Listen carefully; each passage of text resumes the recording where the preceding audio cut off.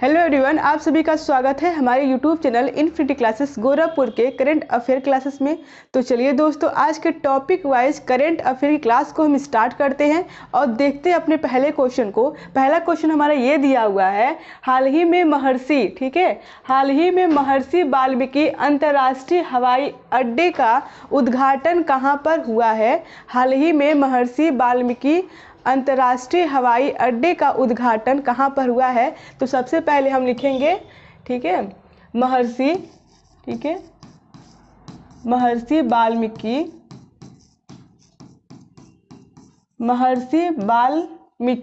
अंतर्राष्ट्रीय हवाई अड्डा, ठीक है, अंतर्राष्ट्रीय हवाई अड्डा, ठीक है। अब देखिए इसका उद्घाटन, ठीक है, इसका उद्घाटन कहाँ पर हुआ है। इसका उद्घाटन कहाँ पे हुआ है। क्वेश्चन के हिसाब से तो यही तो पूछ रहा है ना, अंतर्राष्ट्रीय महर्षि वाल्मीकि अंतर्राष्ट्रीय हवाई अड्डे का उद्घाटन कहाँ पे हुआ है। तो कहाँ पर हुआ है, तो अयोध्या में हुआ है, ठीक है। कहाँ पर, अयोध्या में, ठीक है। देखिए कहाँ पर हुआ है, अयोध्या यानी यूपी, अयोध्या में हुआ है। तो क्वेश्चन के हिसाब से कौन सा आंसर हमारा सही होगा, ऑप्शन ए, अयोध्या में हुआ है, ठीक है।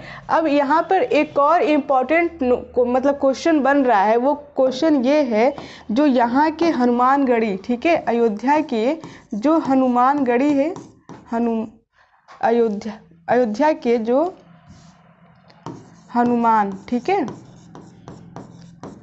हनुमानगढ़ी के जो लड्डू हैं, ठीक है, हनुमानगढ़ी के जो लड्डू, उसको क्या मिला है, उसको GI टैग मिला है, ठीक है। उसको क्या मिला है, तो उसको GI टैग मिला है, GI टैग, ठीक है। हाल ही में उसको GI टैग मिला है। एक बार देखिए और रिपीट कर दे रहे हैं कि महर्षि वाल्मीकि अंतर्राष्ट्रीय हवाई अड्डे का उद्घाटन कहाँ पे हुआ है, तो अयोध्या यूपी में हुआ है, ठीक है। अयोध्या का जो हनुमानगढ़ी जिला है, वहाँ के जो फेमस लड्डू हैं उनको GI टैग मिला है, ठीक है। तो ऑप्शन नंबर ए हमारा सही हो जाएगा, अयोध्या, ठीक है। चलिए अब दूसरे क्वेश्चन की तरफ आते हैं। दूसरा क्वेश्चन देखते हैं क्या दिया हुआ है कि हाल ही में चर्चा में रहा टोकिन, ठीक है, हाल ही में चर्चा में रहा टोकिन खाड़ी विवाद का संबंध किससे है, ठीक है। तो सबसे पहले हम लिखेंगे टोकिन खाड़ी विवाद, टोकिन, क्या लिखेंगे, टोकिन खाड़ी विवाद, ठीक है, खाड़ी विवाद। अब क्वेश्चन में ये पूछा है कि इसका संबंध किससे है, ठीक है। तो इसका संबंध किससे है, तो इसका संबंध आपका है चीन वियतनाम से। तो ऑप्शन नंबर सी सही होगा, किससे है, चीन, ठीक है, वियतनाम से, ठीक है। अब देखिए यहाँ पर एक नई, ठीक है, एक न्यू लाइन बनी है, कहाँ पर, चीन में, ठीक। उसका नाम क्या है, यहाँ पर एक न्यू लाइन बनी है, उसका नाम है, ठीक है, उसका क्या नाम है, तो उसका नाम आपका है 7 बेस लाइन, ठीक है। क्या नाम है उसका, 7 बेस लाइन, 7 बेस लाइन, ठीक है। अब चीन का कहना ये है कि जो इसकी अधिकांश सीमा है वो 7 बेस लाइन के ऊपर है।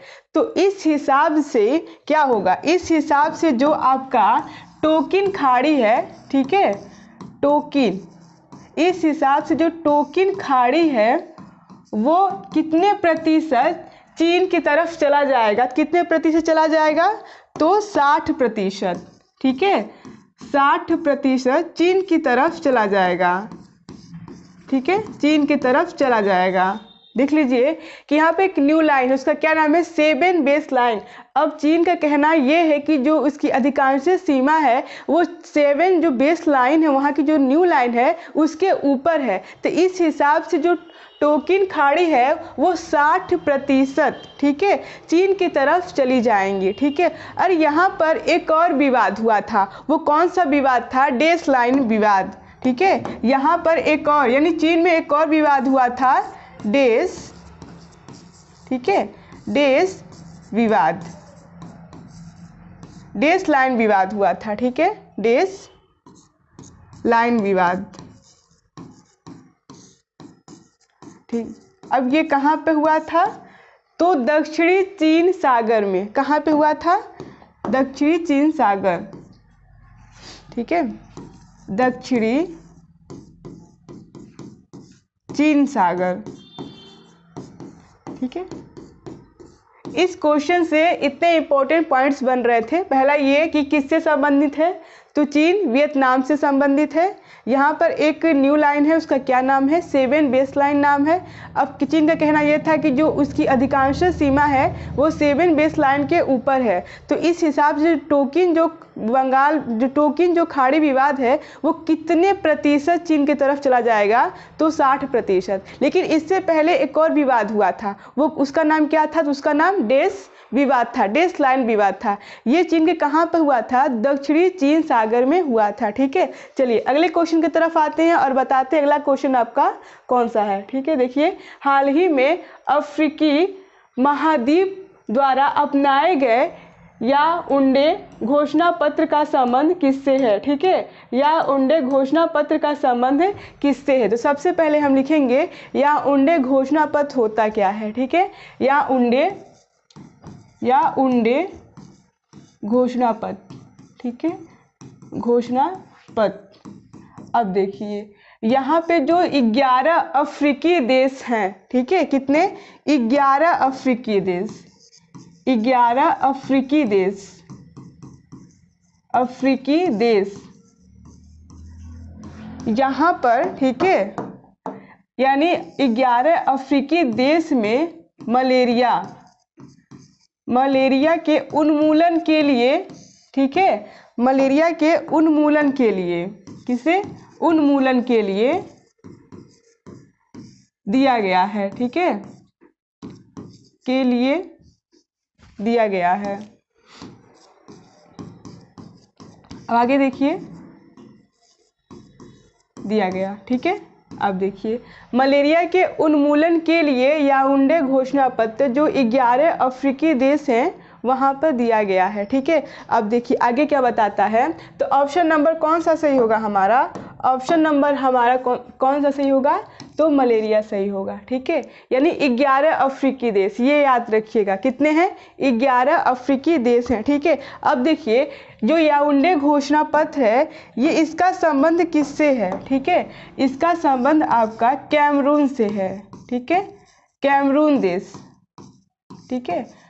देखिए अब जो कैमरून है ये इसकी राजधानी कहाँ पर है? तो इसकी राजधानी याओंडे है, ठीक है। ये किस देश से संबंधित है? कैमरून देश से संबंधित है। अब आते हैं मलेरिया के पॉइंट्स पर, ठीक है। तो सबसे पहले हम लिखेंगे मलेरिया, ठीक है, हम लिखेंगे क्या? मलेरिया। अब देखिए ये किससे फैलता है? ये आपका प्लाज्मोडियम परजीवी से फैलता है, प्लाज्मोडियम, ठीक है, प्लाज्मोडियम परजीवी से फैलता है, ठीक है। अब इसके वाहक क्या होती हैं? इसके वाहक का नाम क्या है? तो मादा एनाफिलीज, ठीक है। अब इसके वाहक का नाम बताइए क्या है? मादा, ठीक है, मादा एनाफिलीज, ठीक है। इसकी क्या है? तो इसकी वाहक है, यानी एक स्थान से दूसरे स्थान तक जाती है। मलेरिया किससे फैलता है? प्लाज्मोडियम परजीवी से फैलता है, ठीक है। इसकी वाहक क्या है? तो मादा एनाफिलीज इसकी वाहक है, ठीक है। अब देखिए इससे क्या प्रभावित होता है?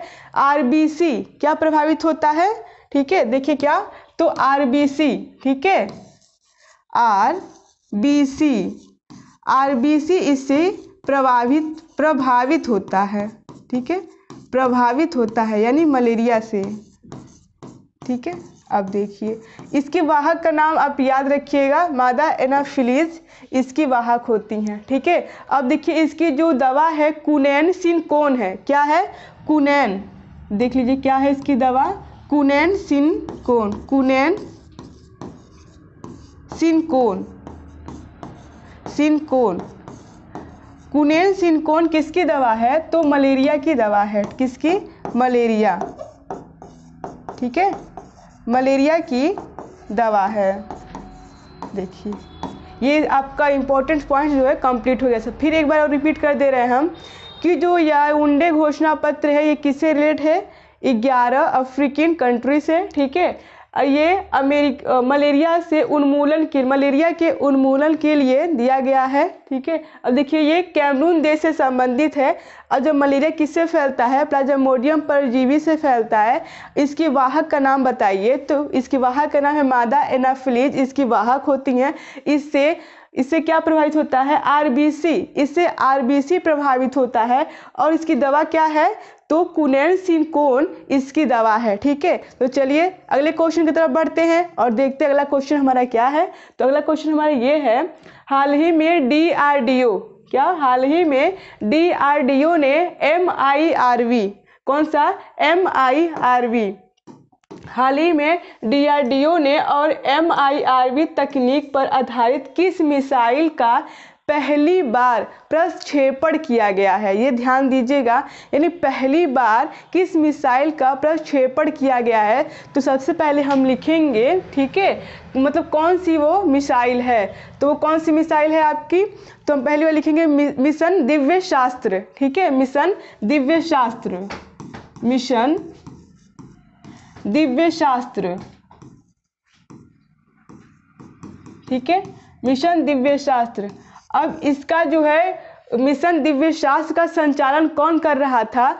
तो कौन कर रहा था? डीआरडीओ। ठीक है, कौन कर रहा था? डीआरडीओ। इसी के नेतृत्व में, ठीक है, डीआरडीओ के ही नेतृत्व में कौन सा मिसाइल का प्रक्षेपण किया गया है? उस मिसाइल का नाम बताना है। तो कौन सा मिसाइल? तो अग्नि 5। ठीक है, कौन सा मिसाइल? अग्नि 5। तो ऑप्शन नंबर कौन सही होगा? ऑप्शन नंबर हमारा बी सही होगा, अग्नि 5। ठीक है, ये देख लीजिए, मिशन दिव्य शास्त्र का जो संचालन कौन कर रहा था? डीआरडीओ कर रहा था। और इसके अंतर्गत कौन सी मिसाइल का प्रक्षेपण किया गया है? तो उस मिसाइल का क्या नाम है? अग्नि 5 नाम है। ठीक है, और ये कहाँ पे किया गया है? डॉक्टर APJ अब्दुल कलाम, ठीक, द्वीप पर। कौन से? डॉक्टर APJ अब्दुल कलाम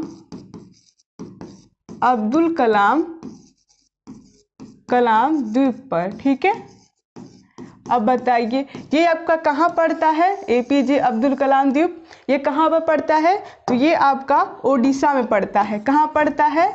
ओडिशा में पड़ता है। ठीक है, कहाँ पड़ता है? ओडिशा में। ठीक है, अब देखिए जो इसकी क्षमता है, यानी जो आपका अग्नि 5 जो मिसाइल है, इसकी क्षमता की हम बात करें तो इसकी क्षमता क्या है? जो इसकी क्षमता कितनी है? 5000 किलोमीटर। ठीक है, 5000 किलोमीटर इसकी क्या है? क्षमता है। एक बार रिपीट कर दे रहे हैं कि मिशन दिव्य शास्त्र डीआरडीओ के अंतर्गत है। इसी के नेतृत्व में ही जो आपका मिसाइल अग्नि 5 है उसका प्रक्षेपण किया गया है। ठीक है, कहाँ पर किया गया है? तो डॉक्टर APJ अब्दुल कलाम द्वीप पर किया गया है। और ये कहाँ पड़ता है? तो ये ओडिशा में पड़ता है। रही बात इसकी क्षमता की बात करें हम, तो इसकी क्षमता कितनी होती है? 5000 किलोमीटर होती है। ठीक है, अब चलिए अगले क्वेश्चन की तरफ आते हैं, देखते हैं हमारा अगला क्वेश्चन कौन सा है। अगला क्वेश्चन हमारा दिया है, हाल ही में प्रतिष्ठित, ठीक है, हाल ही में प्रतिष्ठित IAA, आप लोग कंफ्यूज मत होइएगा, IAA में, ठीक है, गोल्डन कंपास पुरस्कार से किसे सम्मानित किया गया है? एक बार रिपीट कर दे रहे हैं हम, IAA गोल्डन कंपास पुरस्कार से किसे सम्मानित किया गया है? ठीक है, तो सबसे पहले हम लिखेंगे IA गोल्डन कंपास पुरस्कार। ठीक है, IAA गोल्डन, ठीक है, गोल्डन कंपास अवार्ड।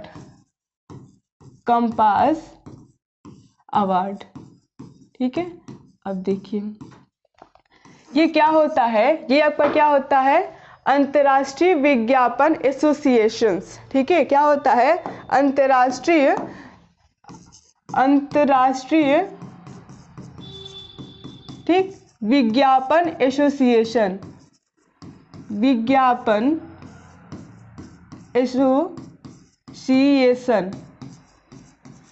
एसोसिएशन। ठीक है, अब रही बात अंतर्राष्ट्रीय विज्ञापन एसोसिएशन की स्थापना कब हुई थी? तो 1938 में हुई थी। कि कब हुई थी? इसकी स्थापना कब हुई थी? इसकी स्थापना आपका कब हुआ था? तो 1938 में। ठीक है, अब रही बात इसका मुख्यालय की बात कर ले हम। इसका मुख्यालय कहाँ है? ठीक है,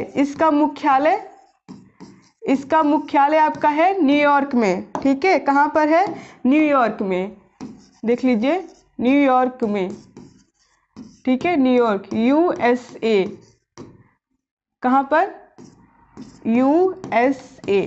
ठीक है, अमेरिका में। अब देखिए इसका स्थापना कब हुआ था? 1938 में। मुख्यालय कहाँ है? न्यूयॉर्क में। लेकिन क्वेश्चन में क्या पूछा है, ये तो ध्यान दीजिए। क्वेश्चन में ये पूछा है कि हाल ही में प्रतिष्ठित IAA गोल्डन कंपास पुरस्कार से किसे सम्मानित किया गया है? तो हमारे ये रहे श्रीनिवास स्वामी। तो क्वेश्चन के हिसाब से आंसर क्या हो जाएगा? श्रीनिवास। ठीक है, श्रीनिवास स्वामी। देख लीजिए क्या हो जाएगा? श्रीनिवास स्वामी। ठीक है, क्वेश्चन कौन से? क्वेश्चन हमारा सी सही होगा, श्रीनिवास स्वामी। ठीक है, इनको एक और नाम से भी बोलते हैं, वो नाम आपका क्या है? सुंदर स्वामी। कौन सा स्वामी? सुंदर स्वामी। सुंदर स्वामी। ठीक है, कौन सा नाम है? सुंदर स्वामी। देखिए श्रीनिवास का एक और भी नाम है सुंदर स्वामी। ठीक है, अब देखिए ये पहले भारतीय उद्योगपति हैं। ये नोट कीजिएगा आप लोग कि मतलब ये पहले भारतीय उद्योगपति हैं। कौन? श्रीनिवास। ये पहले, ठीक है, ये पहले भारतीय उद्योगपति हैं। पहले भारतीय, ठीक है, उद्योगपति हैं जिन्हें इस अवार्ड से सम्मानित किया गया है। जिन्हें इस अवार्ड से सम्मानित किया गया है। अवार्ड से, ठीक है, सम्मानित किया गया है। अब देखिए ये पहले भारतीय उद्योगपति हैं जिन्हें इस अवार्ड से सम्मानित किया गया है। कौन सा अवार्ड है आपका? तो आपका कौन सा अवार्ड है? देख लीजिए, IAA अवार्ड। ठीक है, तो ऑप्शन नंबर कौन सही होगा? सी सही होगा, श्रीनिवास स्वामी। ठीक है, तो चलिए दोस्त, श्रीनिवास स्वामी। एक बार रिपीट कर दे रहे हैं कि हाल में प्रतिष्ठित IAA गोल्डन कंपास पुरस्कार से किसे सम्मानित किया गया है? तो श्रीनिवास स्वामी को सम्मानित किया गया है। तो चलिए दोस्तों, आज का टॉपिक हम यहीं पे समाप्त करते हैं। हम आपसे अगले कल नेक्स्ट वीडियो के साथ मिलते हैं। तब तक के लिए स्वस्थ रहिए, मस्त रहिए, पढ़ते रहिए। Thank you so much.